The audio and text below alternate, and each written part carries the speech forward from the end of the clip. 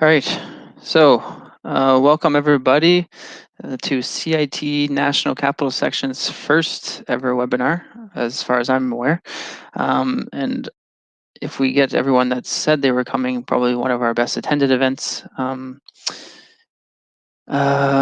I guess to jump right into what we're all here for. We're going to have a discussion on micromobility and more specifically e-scooter programs in Ottawa and around the rest of Canada. Just to quickly go over what the structure of this webinar will be. In the next slide, I'm just going to go over a couple of house rules that you would have seen on the first slide as you signed into the webinar.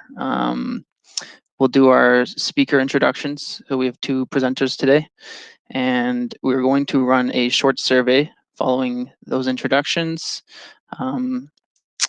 followed by the two presentations and a Q&A question period at the end of the webinar. So in terms of house rules, there aren't very many. Just ensure you're keeping your microphones muted so that we can, so that everyone has a good experience on this webinar today. And a reminder to use the chat function to post any questions you have throughout the presentations. It'd be helpful if you also identify who your questions addressed to specifically. And we will, again, as I mentioned, have a Q&A period at the end of the presentations. And if anyone wants to unmute and ask their question at that time, they can do that as well. Lastly, the webinar is being recorded. I didn't push record. I don't know, Stephen, if you did. And will likely be added to CITE's YouTube page. Okay, so to jump into our speakers today, our first presenter will be Chris Schafer. He's the VP Government Affairs at Bird Canada. He previously was senior director at another micromobility startup. He also spent 5 years at Uber Canada as a senior public policy manager. Spent time working in media at think tanks and as a regulatory lawyer at Gowlings in Ottawa. And he'll be speaking to us on behalf of Bird Canada and talking to us about their involvement in e-scooter programs in Ottawa and throughout Canada. Our second presenter today will be Kathleen Wilker from the City of Ottawa. She's TDM Product Officer with City of Ottawa's Transportation Policy and Networks Branch in the Transportation Services Department. She leads the Transportation Demand Management Program, developing and implementing policies and programs to enable residents to enjoy using Ottawa's walking and cycling networks. And in collaboration with her colleagues and councillors and residents, e-scooter providers has helped to bring e-scooters to Ottawa this past summer. And she'll obviously, I guess, be talking to us about that, the City of Ottawa's e-scooter pilot program. So I don't know if Sean's joined us, but if not. Yes, I'm here. Hey, Sean. Hey. Do you want to take over the screen and you can administer the survey? Sure. Great. So if you could go to menti.com on your phone or other device and then type in the code 8067310. We have 3 questions for you today before we get to the presentations. And the first one is, where are you joining us from today? Great, so we've got 30 responses so far. I'll give people a few more seconds before we move to the next.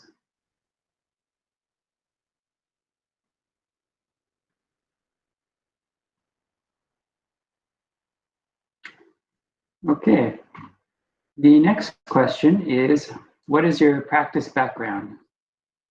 We've got public sector, private, student, or other. All right, looks like it's pretty even between public and private sector. Okay, and the last question is, what are you most interested in learning about today? How to set up an e-scooter pilot at your municipality, or key stats from Ottawa's e-scooter pilot? Pretty overwhelming. Like, people are interested in the stats from Ottawa's e-scooter pilot.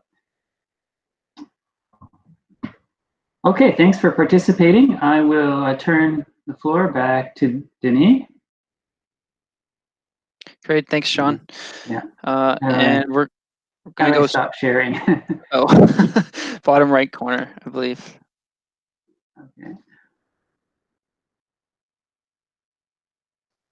Okay, there we go. Yeah. Perfect, thank you. All right, so we're going to jump into our first presenter for today. I'm just going to bring up your presentation here, Chris. Which screen? This one.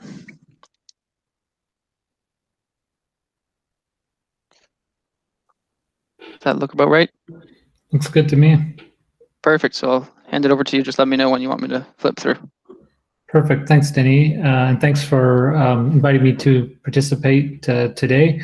I'm going to let my friend Kathleen in the City of Ottawa talk about the specific data and what the cities observed from their pilots. So I won't touch on a lot of that. What I will touch on is from the perspective of Bird Canada, what we've done in collaboration with the City of Ottawa. It's the same approach we take in the cities in which we operate in Canada, including Edmonton and Calgary, Montreal in 2019, is a approach that's collaborative and geared towards, to the best we can, making the pilot program successful for us, but also successful, of course, for the cities that are hosting us and allowing us to operate in their city. So next slide, please. Bird Canada, again, obviously we're in the shared e-scooter space. That's why we're here today. I don't need to tell you that.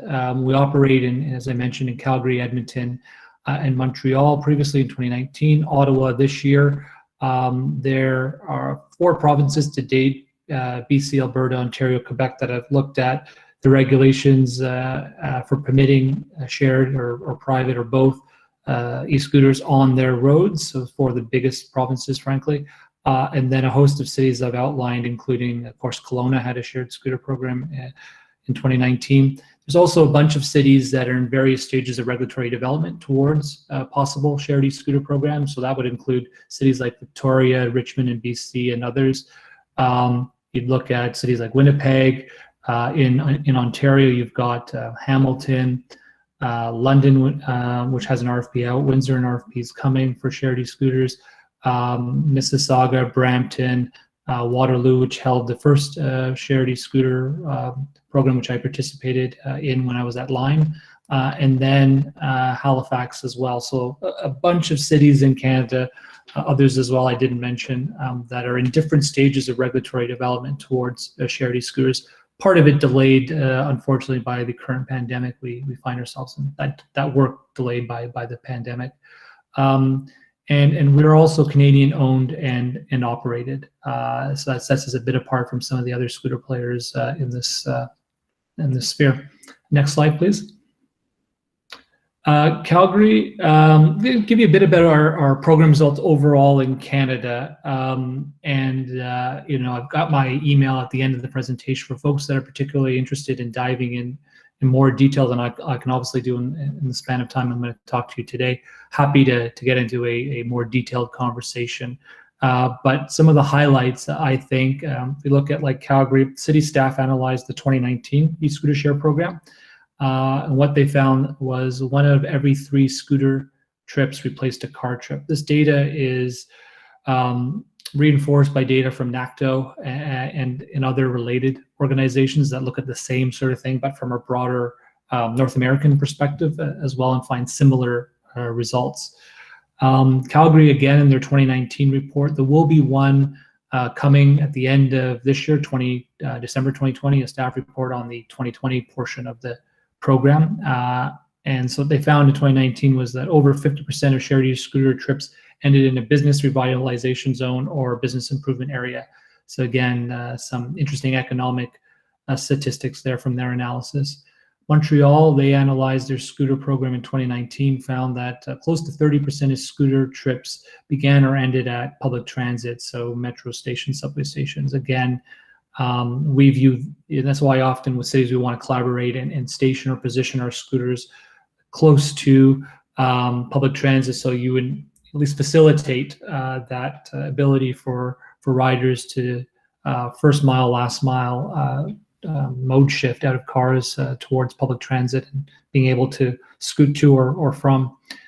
And then below, I won't detail it each line, but you can see just the volume of trips we're doing on shared e-scooters. I know NACTO put out data recently that showed shared e-scooter trips, just a huge number of those trips happening. We found in our data when we speak to our riders, there's just a segment of riders that don't own a bicycle, don't want to ride a bike, never have ridden a bike, don't know how to ride a bike, but are finding themselves increasingly riding e-scooters for a variety of reasons. And we think this is productive because it brings more people into more active forms of transportation, gets them out of a car, but gets them into what I call ABC lanes, anything but a car, traditionally known as bike lanes, gets them using that infrastructure. And I think that's self-reinforcing. It sends a message back to City Hall to these are in fact being used. They're being used more regularly and to build more, but also improve what we have in terms of segregating some of that infrastructure to protect it from vehicle traffic. Next slide, please. So our first 3 weeks in Ottawa. Again, I won't touch much on this because I know my friend Kathleen has a lot more to talk about, but I'll just highlight, again, just very quickly, 3 weeks in Ottawa, just the level of trips. We've got 65,000 total trips just in the first 3 weeks. We've noticed the average trip length there is 3 kilometers. We've noticed data in other cities like Edmonton where the trip length is double what we were experiencing pre-COVID. So trips are longer post-COVID, or I should say, during COVID than they were before COVID.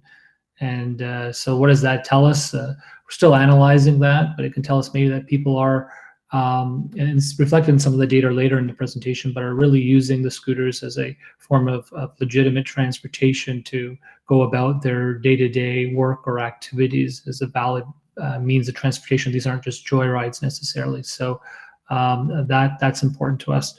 But I'll leave that rest of that sort of conversation to Kathleen in the City of Ottawa. And next slide, please. COVID-19 has obviously introduced some changes to the nature in which we engage with our scooters and safety protocols. Disinfecting, in terms of regular disinfecting, wasn't something that was a part of scooter share or bike share, frankly. But once COVID-19 came and bike shares continued, of course, during COVID-19, you're looking at the traditional docked bike shares in Vancouver, Montreal, and Toronto with new enhanced disinfecting protocols. The same goes for scooters as we work this through with Alberta Health Services in the cities of Calgary and Edmonton initially, and as well with Ottawa Public Health in the City of Ottawa, to make sure that our processes, both for when a scooter comes into contact with our staff at Bird Canada, which is regularly because we're charging them and redeploying. So we've got disinfecting regimes there. We've also got disinfecting protocols in the warehouse to keep our members of our team safe. And then again, next slide, you'll see related to protocols is the messaging that we have in app. In Ottawa, it happens to be en français and en anglais aussi. But you've got the English and French there, just reminding folks about some of those protocols and the fact that they're written frequently, like public transit. It's not disinfected after every rider gets off. So to take some standard precautions such as washing your hands and keeping 6 feet apart, etc. It's all listed there just as helpful educational reminders to riders, particularly during this pandemic. Next slide. I won't play the video, but there's a video embedded here, but it's just a bit about, again, e-scooter rider education. This is a new form of transportation for residents and cities. So we spend a lot of time on education. We don't, if you think about the car, a lot of this is just ingrained in us because we've been driving cars for over 100 years. This is a newer form of transportation, so there's a lot of education. So we do that in a variety of ways, both in-app, which is what you see on the left. It's actually a video where we walk the new rider or older riders through proper scooter riding procedures and proper etiquette in terms of parking. We do pop-up email in-app messages and reminders, as you see in the middle there. And this is just a screenshot on the right from our video in-app, reminding people about proper parking procedures. Next slide. In collaboration often with BIAs, we find in cities we hold what we call Safe Streets public education events. It's an opportunity for folks to get a free helmet, but also test ride, learn how to ride, practice riding a scooter in a controlled environment for free. It's also an opportunity for us to engage with the public about proper riding etiquette in the city, what the local rules are in the city, no sidewalk riding in Ottawa, for example. And other things related to that. So it's just an opportunity for us to engage with the public in another way than just strictly digital in-app. Next slide. Geofencing, we use this, as you see here, I've got a screenshot from the Bird Canada app in Ottawa.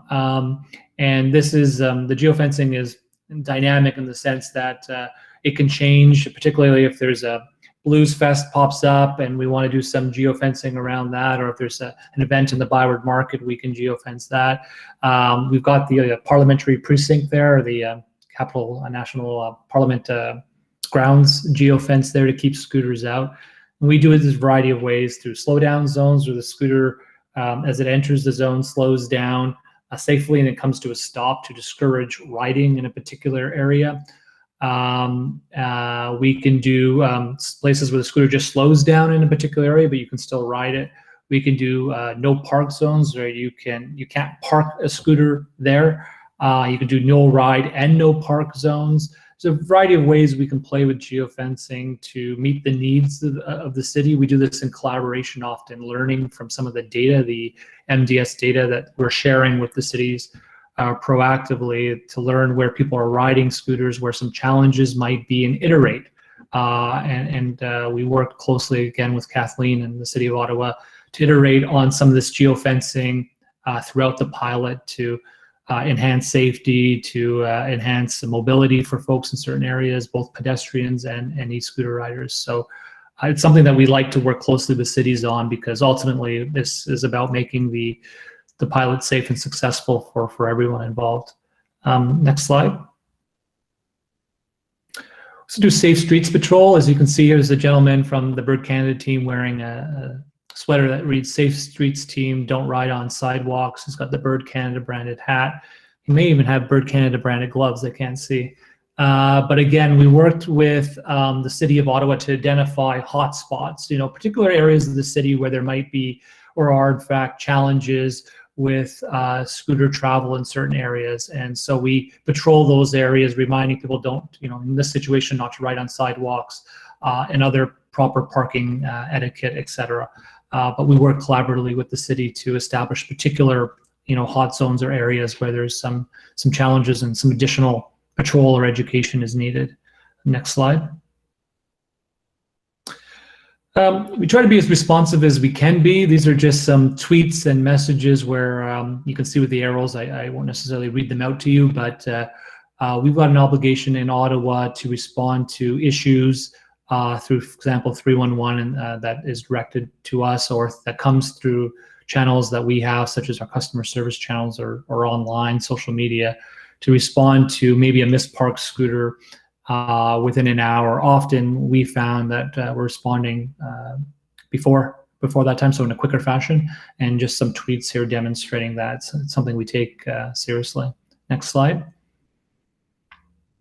This is the NACTO data I was referring to, just on the growth of shared e-scooter trips versus the overall micromobility picture, including shared bikes. So again, we view scooters as complementary to bike share. As you can see, bike share is growing or remaining relatively constant versus the overall growth, sizable growth in scooters. So both of them coexist. We coexisted nicely in Montreal with the bike share that actually experienced their best year of growth, Big C in Montreal, while scooters were present there in 2019. So I highlight on the right, I won't read it necessarily, but you can see there's some just the growth of this particular micromobility in cities across North America. Next slide. Again, the main headline here is micromobility isn't dead coming out of COVID. We've seen Calgary reach 1 million shared e-scooter trips at the end of June of this year. You had headlines in Ottawa, hugely popular in Ottawa launch, and we're looking forward to, of course, 2020, where We're hopeful the work we're doing to be in other cities in Canada and hopefully back in Ottawa as well, pending council review. And micromobility clearly isn't dead despite COVID. In fact, what we have found is people are looking for open air, socially distancing forms of transportation, and scooters fit that bill. Next slide. Again, just some maybe experts more qualified than I, pontificating on COVID as an opportunity to reshape cities. I'm a bicyclist myself. It's my main form of transportation. Scooters aren't currently permitted in the city of Toronto, although that's pending. So I ride my bike, and I've just been excited by the proliferation of temporary, what I hope to be permanent bike lanes in this city and others. So COVID really has been an opportunity to reshape cities in a bunch of ways that I think are quite exciting. You know, patios, and particularly I'm happy about is the ability to purchase a bottle of wine at a restaurant and rather than have to necessarily go to the LCBO every time. So just a lot of exciting changes I'm particularly happy about. And so I'm trying to find that sort of bright spot coming out of COVID. Next slide. So I'm getting to the end of my presentation, just a few things here. Where some recent data and studies about scooters finding that they are in fact used far more for transportation than for recreation. This isn't a sort of device that's used primarily for joyriding. It is in fact a valid form of transportation found in that recent study, and they're not a replacement for public transit, but a supplement to it. What we have found in places where public transit isn't available, maybe there's a strike, there's an opportunity. We see our scooter rides pick up, and there's an opportunity to supplement that. Or during COVID, when people have been a little bit leery to ride public transit, that having just options available to them, be it bike share or scooter share, offsets some of that that wouldn't otherwise be there if these programs didn't exist in cities. Next slide. Parking compliance. This is the most recent comprehensive study on e-scooter parking compliance in March 2020. It was interesting because it looked at several cities in the US, I think 5 of them there, and compared it to bikes, motorbikes and cars, found that less than 1% of bicycles and scooters were improperly parked. And what I found interesting, of course, we don't see it every day, we're just so used to it, about 25% of motor vehicles improperly parked. But none of us really think or see about that in the city day to day.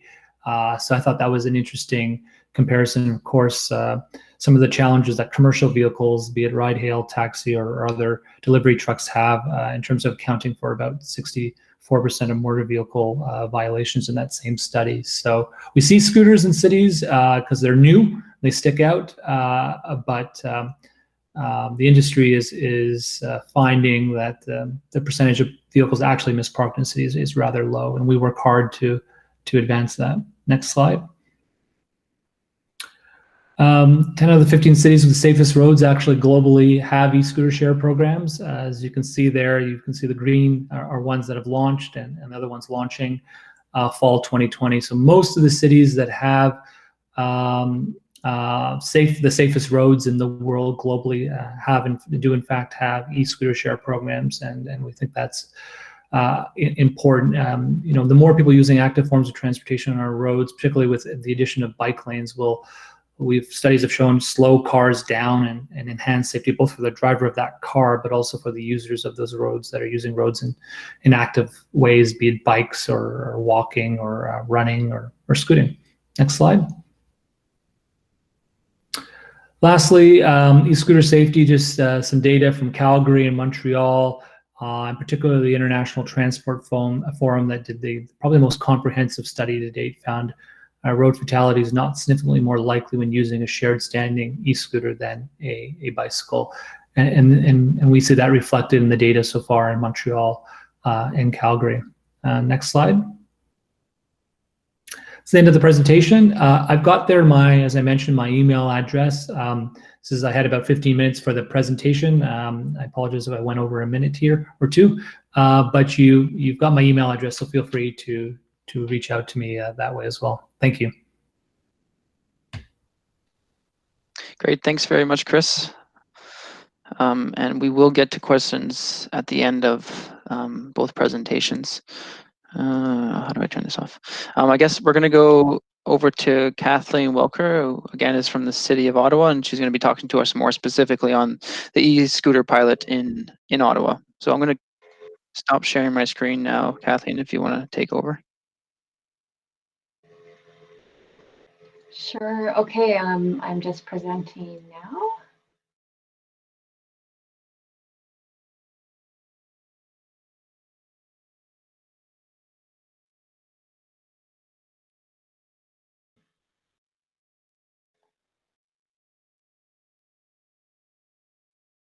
Okay. Can you see my screen? Yep. Okay, great. So thanks very much for starting off with that poll, and thanks for your presentation, Chris. That's really helpful because it was actually one of the questions that I had leading up to this presentation is sort of who would be on the line, because I know as myself and colleagues here at the City of Ottawa, we're getting ready to write our report first of all, and then launch the e-scooter pilot. We relied heavily on colleagues, municipal colleagues in Ontario and Calgary, Montreal, and in the States as well for feedback on how their programs had run and work that they had done to date. So I just wanted to see if that was sort of what folks were interested in, but it seems more that you just want to hear how the pilot in Ottawa has gone so far. So I'll just go ahead with that. But if there is anyone here who has specific questions later, please let me know, and I'm very happy to share what we've learned so far. So a little bit about the timeline. Originally, we were planning to do a report to Transportation Committee on e-scooters in April. And then with COVID, that was rescheduled to June. A couple of things I just want to flag is, as part of that, we created a new electric kick scooter bylaw, which you can look at online, ottawa.ca/e-scooters. And we had advice from our legal department that that would be a better way to regulate scooters in Ottawa rather than augmenting or changing our existing roads and traffic bylaws. So that's what we did. We have a very strong internal working group with colleagues across various departments. And as the pilot launched, we added more members to that group. And we've also been working with external stakeholders.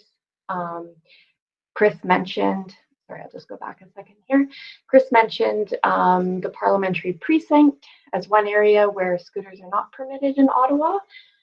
We also worked with other groups to make sure that everyone was aware that they were coming and that if they had any questions or concerns, they knew who to reach out to. So the stats I'm going to share on the screen today are just from the very first month, but I'll also just tell you where we're at now. So this is our first month, July 16th to August 16th. So we have 3 providers here in Ottawa, Bird, Lime, and Roll. Bird launched first on July 16th. Lime launched about a week later, and then Roll was ready to launch shortly after these stats, a little bit later in August. So, you know, in that first month, we had 75,000 trips. We're now, as of Monday, we were up to 206,000 trips. And then this is our total riders coming up to 30,000, but we're now at 50,000 riders.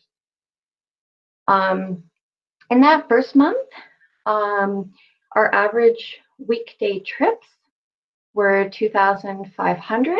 I'm just checking what they are now with the cooler weather and people returning to school and sort of a more regular fall routine.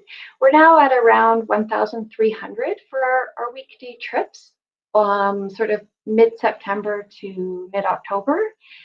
And then in terms of our weekend trips, we still have that's still prime time riding. So around 1,600 to 2,200, sort of depending on the weather. And we've seen the trip duration. The majority are still sort of in this area, like 5 to 15 minutes. But we do definitely have some folks who've gone for quite long trips, more than 45 minutes long. The trip length follows that same pattern. And something that we found that was really interesting, and speaking with other colleagues at the city who've been tracking general COVID transportation patterns, we really didn't see an AM and a PM peak. So, again, I would have to review the data to see if, as we're getting into the fall, we're getting a little bit more of an AM and a PM peak, but definitely in that first month, a pretty low ridership in the morning, picking up, and then peaking at 8 p.m. And then our cutoff time was 10 p.m. for the scooters. So that's why we dropped there. We were able to see where our trips were starting from and ending. So this is the Byward Market here, has a lot of trips that are starting and ending there. And then we're heading further west. And then this is along Bank Street where the trips are starting and ending, sort of a business improvement area, and as folks who are from Ottawa would know. And we did find that 53% of trips started or ended, 53% of trips started in a BIA, and 49% of trips ended in a BIA. So we definitely saw that the e-scooters were contributing to the city's economic recovery. And, we've had a lot of feedback from residents and from businesses about the scooters, as it's a new program. We had some very happy business owners. On August 27th, for example, we got a letter from 13 Elgin Street businesses who supported the pilot and noted improved rider behavior over the course of the pilot. And this is just another example of another downtown restaurant owner who said, "We see consistently good parking and appropriate riding from our guests. Please keep this innovative and lively service in our city." So that's some of the feedback we had. Up to August 27th, we had 70 resident emails in support of the pilot. Some of those emails, I should note, were as a result, Bird invited the folks on their app to write in to the mayor and council and let them know what they appreciated about the pilot. So many of these emails were results of that invitation, although some of them were actually from residents who had initially written in with some complaints or suggestions, and were then following up with us to say, "Oh, actually, we're starting to see better behavior. We're starting to see less sidewalk riding and better parking." So that's interesting. Some of the things that folks focused on in terms of why they supported the pilot, they said it was efficient, convenient, and easy to use a scooter, affordable, helped them avoid crowded transit, which is something that they wanted to do during COVID. Was an alternative to using their own car or an Uber, and allowed them to visit restaurants or other attractions in the city. And then two emails that I thought were really interesting. One person said, "I'm a sales rep, and this helps me get from one client to another without having to move my car all over and not finding parking." And then from a tourism perspective, someone wrote, "My family's from Toronto. We canceled our trip to Montreal and came to Ottawa instead to try the e-scooters." Another thing, so, that's some support for the pilot just in the first month. The other thing we've been doing is really tracking complaints. And, this is early on, so we're not quite seeing a graph that would be similar to what we saw from our colleagues in Calgary, where what they noticed was early on in the first year of their pilot, they didn't hear a lot. And then in the following weeks, they saw quite a spike in complaints, and they measured those as 311 calls or emails and emails to city staff. And then following, I'm not sure if it's a number of weeks or a month or so, a couple of months, they started to see a drop off.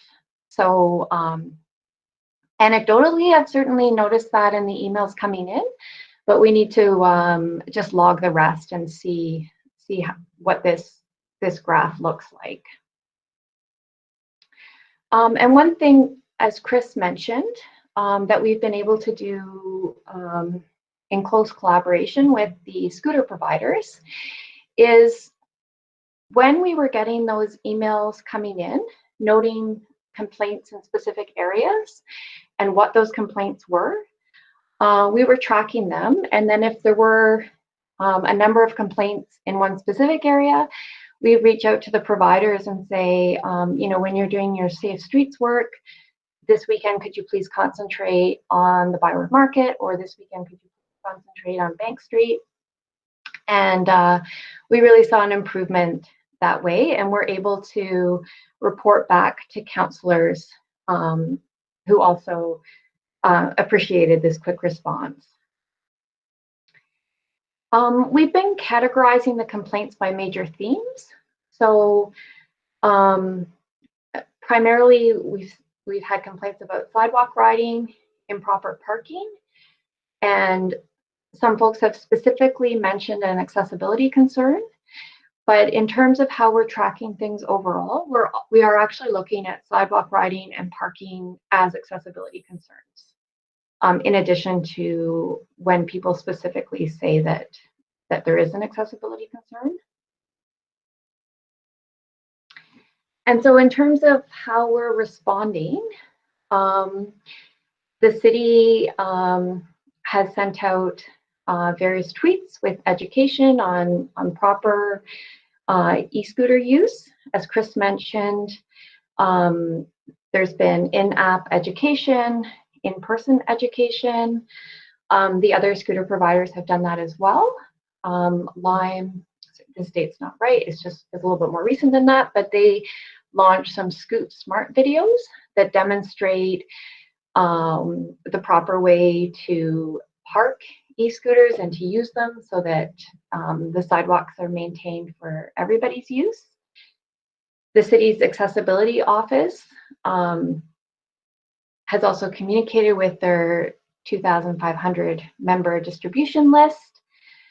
Overall, the response time to misparked e-scooters is generally well under an hour. In terms of our 311 service request for reparking scooters, it was 34 as of August 24th, but it is now 62. So we're seeing fewer reparking requests as we go on. And another thing that Bird Canada has been doing, which I don't think Chris mentioned, is sending out warnings to folks who mispark e-scooters. And if there's a second incident of that, actually suspending the membership. So that's been another effective way. Sorry.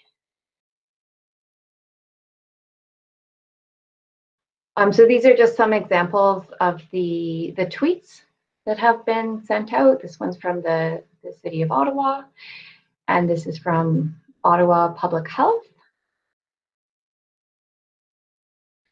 And these are some of the in-app messaging that the providers have sent out.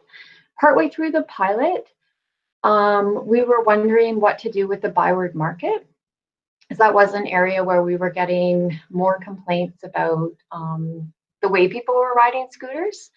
So the first thing we did in that area is we had the providers drop the speed limit on scooters using geofencing. But we were still getting complaints. So then the providers came to us working together, and they said, you know what, why don't we geofence off that area for now, keep it as a pedestrian zone, and you know, there's many other places to ride scooters. So that's what these are an example of. And then in terms of the key performance indicators that we'll be looking at as we continue to evaluate the pilot, number of trips taken, and then this next stat, which is number of car trips replaced and transit trips facilitated. We're going to be conducting a survey and finding out some of that information from there, because we don't have that yet. The distribution and location of scooters, safety and comfort for road and pathway users, accessibility concerns, number of reported injuries, parking compliance and operator response to parking management issues, satisfaction of riders and residents, and then the amount of city staff time and cost required to oversee the pilot. And so our next steps, on September the 10th, it was an opportunity for Bird and Lime to apply for a fleet size increase, but with the weather getting cooler and the pilot wrapping up October 31st, they decided not to apply. So what we've had this year is 600 e-scooters in Ottawa. Staff and e-scooter providers met with the Accessibility Advisory Committee on September 15th, and we've had a lot of ongoing conversations about how to make the pilot as work well for everyone. As I mentioned, another thing coming up is our e-scooter satisfaction survey. Then the pilot wraps up on October 31st, and then Q1 2021. We'll have our staff report to Transportation Committee on the first year of the pilot. As I said, if you have any questions, feel free to reach out, and if I can answer your question, I will, or if it's somebody else who's part of our internal staff working group, the mighty internal staff working group, I'll be more than happy to pass that on to them.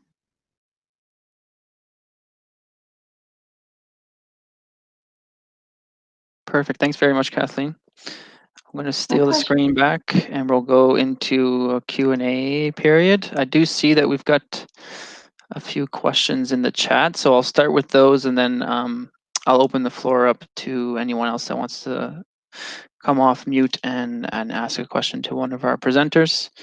So let me just scroll up here through these questions. All right, I think the first question was originally to Chris, and Kathleen, I think you touched on it briefly. Is from Jeff Probert, and he's wondering whether you've seen an increased usage of e-scooters during AM and PM peak hours, or whether the usage is fairly consistent throughout the day. And I guess maybe to Chris, I know Kathleen touched on this on the first month in Ottawa, but have you seen any differences in the other programs across Canada? That's a good question. Thank you. One of the unique variables, I guess, this year is COVID, right? People were staying at home, not going to work, or some instances in some places not going to school at all. So looking at 2020 is kind of it's an odd year to look at, because the normal cadence of the way in which we live our lives, generally if you're living a 9-to-5 life, I know which isn't everyone's work life, but using that as a proxy, 9 to 5 isn't 9 to 5 during COVID. So looking at data in 2020 is a bit perhaps skewed by that reality, unfortunately, of the pandemic. But then you can turn to other years, right, where we've got the benefit of operations, not in Ottawa in 2019, but in other cities in Canada in 2019. For example, Calgary, Edmonton, and you do see, you'll see a bit more of that travel during those times than you would during COVID, I suspect, because people aren't just riding like they normally would, they're staying home and working from home. So you're going to see a bit of a different travel pattern in 2019 versus 2020. Great, thanks, Chris. Next question here, and it's not to anyone specifically, but feel free, either of you, to jump in. Any data on injuries from low rates of helmet use?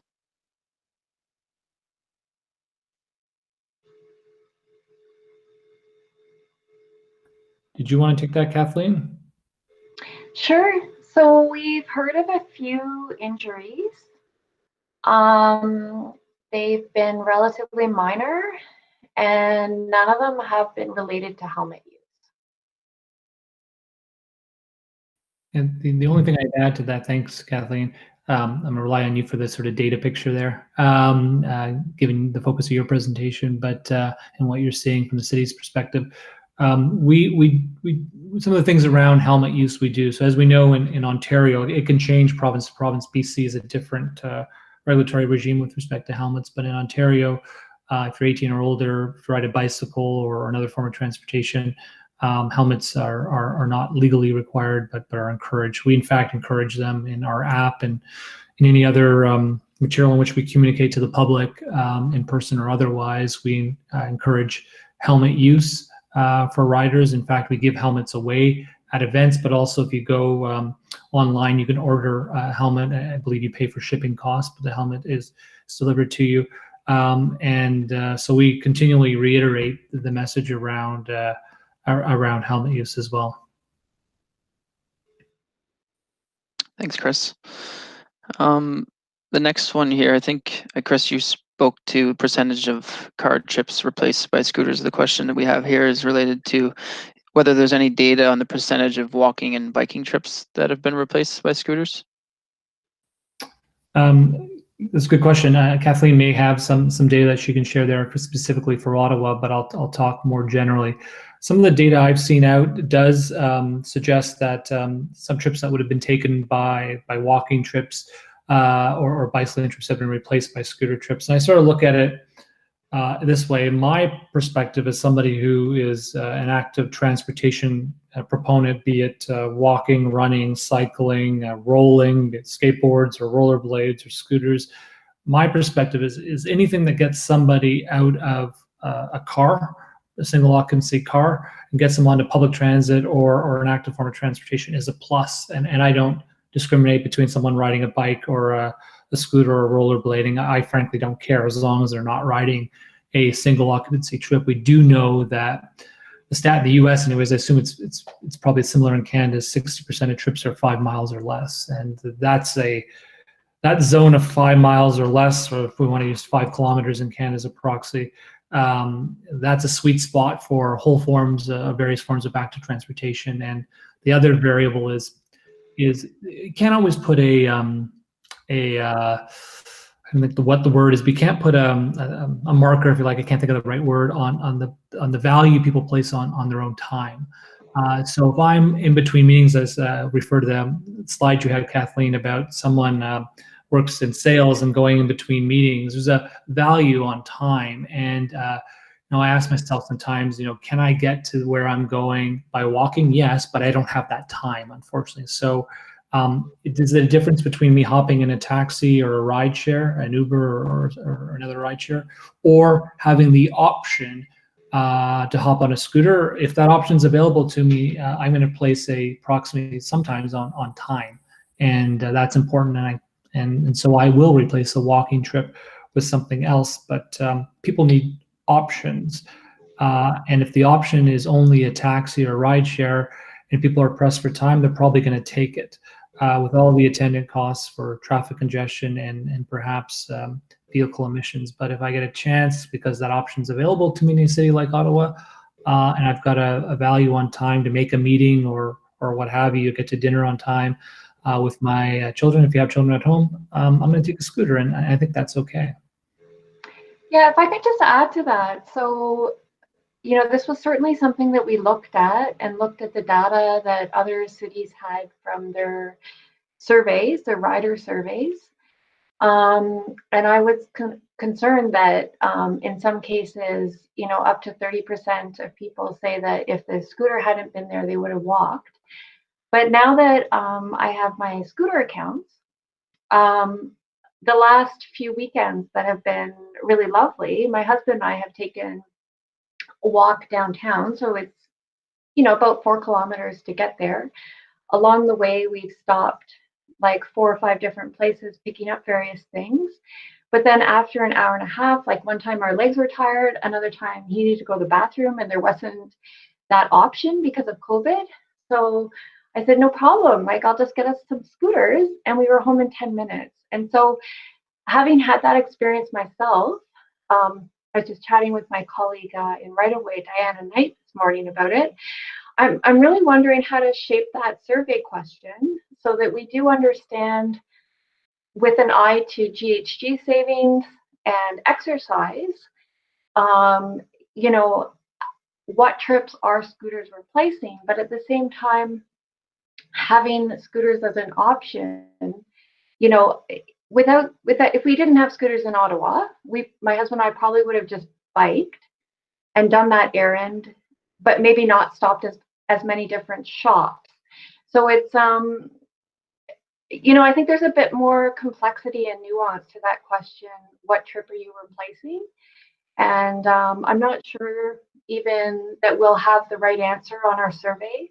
Like we'll be able to have quite the right question on our survey this year, but I'll certainly be looking at maybe some open-ended questions to give us a bit more information, to see how people are using the scooters and how that fits into their whole lifestyle. Thanks very much. Great answers. Okay, we've got a few minutes here and a few more questions to go through. Sean Smith has asked, is there a minimum population density where an e-scooter program has been shown to be financially viable? I don't know, maybe Chris could take that one. Sure. There's a host of factors that we'd look at as we look to Canadian cities in terms of what might be viable from a business point of view. Of course, this is putting aside the question of whether the city is interested in a shared scooter program. We hope they are, but that's a conversation that's often ongoing. And in Ottawa, of course, we had a constructive conversation that led to a scooter program through council consideration. So some of the factors we look at, of course, I mean, is it realistic at least from a business point of view to have a scooter share service in every Canadian city of any size? To be honest, no, that wouldn't be the case. But we look at, population size. So you're looking at cities of, the hundreds of thousands, not the tens of thousands. You're looking at, ideally, we're looking from our perspective, is there a university or college or both in that city? It's got a base of 18 to 34-year-olds, although we find in our data we've got scooter riders across the age spectrum, and I'm confident that the survey the City of Ottawa puts out will show that it's not just 18 to 34-year-olds riding, but a broader range of the segment of the population. But one of the considerations we do look at is university age. We look at downtown, particularly. What are the nature of the bike lanes or ABC lanes? Anything but a car available? What's the infrastructure like for that? Because we know from our data that people want to ride where they feel the safest, and that is in a bike lane, ideally with some sort of segregation from vehicle traffic. And so those are just some of the considerations. I'd say it's probably the main ones that we look at. Again, not putting into consideration the nature of any staff or city staff or council discussions that have to take place, of course. Thanks, Chris. Next question, some constructive criticism, and I think you've both kind of touched on some of the things that you're doing to prevent this, but I'll read it out here. Scooter users need to know where to park when there is no street furniture zone, when there is a no street furniture zone, i.e. local streets with 1.5 meter sidewalks only, as well as many larger streets with narrow sidewalks. Seems to me in those locations they should be left on the street pavement versus the sidewalk in the legal parking zone. Scooters blocking narrow sidewalks should be a last resort, highly discouraged or prohibited, as they block sidewalk travel for wheelchairs and strollers. don't know if someone wants to elaborate on that a bit. Yeah, I'm happy to. Look, I agree 100%. We don't want scooters blocking sidewalks for members of our the accessibility community, or just pedestrians that need to use those sidewalks, and businesses and what have you. So that's in no one's interest. A couple things that we do in cities, and I know we've what I think is particularly useful is there are ways to deal with that. So for example, one of the ways we do this in some cities is we have what we call either in certain areas designated parking areas. So this is where they have to park in a particularly in challenging areas where the infrastructure maybe isn't updated and new. We have designated parking zones, and you can enforce that through geofencing. In other parts of the city where you just want to facilitate better parking outcomes, not to say that people aren't necessarily parking well, this just you've got some challenging logistics. So I think around, for example, some of the work we're doing in Ottawa around transit hubs, we don't want people riding scooters right up to necessarily the front door of the subway entrance. We want people to slow down as they enter. In some cities, we talk about having a designated corral as much as a painted box on the area in the vicinity of where we want them to park, just to facilitate a better parking outcome. So there's a variety of ways through data as well, the data we share with cities that help us learn where some of those troubling spots might be. But there are tools we use in collaboration with city partners to help facilitate parking outcomes in areas that might be more challenging.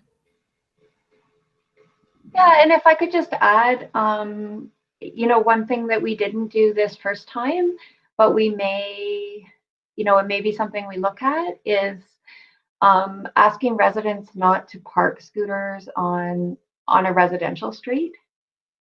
Like to make sure you put it on a main street where there is a furniture zone. So, that may be something that we look at. Because certainly some sidewalks, there really isn't room. So then what's the other option?